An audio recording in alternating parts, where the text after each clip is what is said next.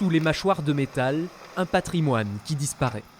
Dans le Bergeracois, l'arrachage a commencé, éliminant des parcelles entières. Comme ces rangs qui bientôt subiront le même sort.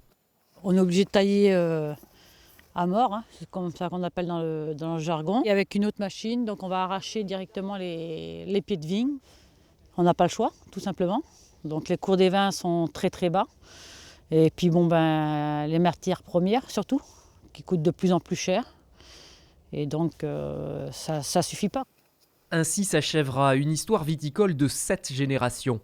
À quelques pas, c'est aussi l'hémorragie à la cave de Sigoulès. Sur 54 adhérents, 14 vont arracher partiellement et 7 la totalité de leur vigne.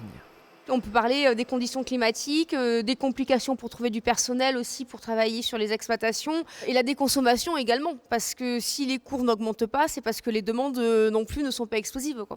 Dans ce contexte, les primes à l'arrachage proposées jusqu'au mois de juin font souvent office de déclencheur.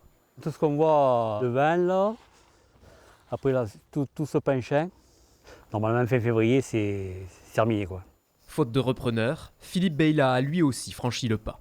À l'heure actuelle, on vend les rouges au même prix qu'on les vendait en 1988.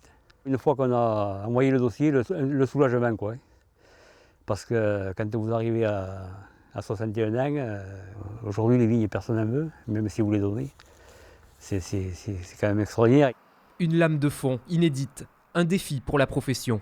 Où c'est plus compliqué à gérer, c'est chaque entité collective, et notamment les entités collectives, qui vont devoir se réinventer et se restructurer face aux pertes de surface. Je pense bien sûr à nos structures coopératives, mais aussi à notre interprofession.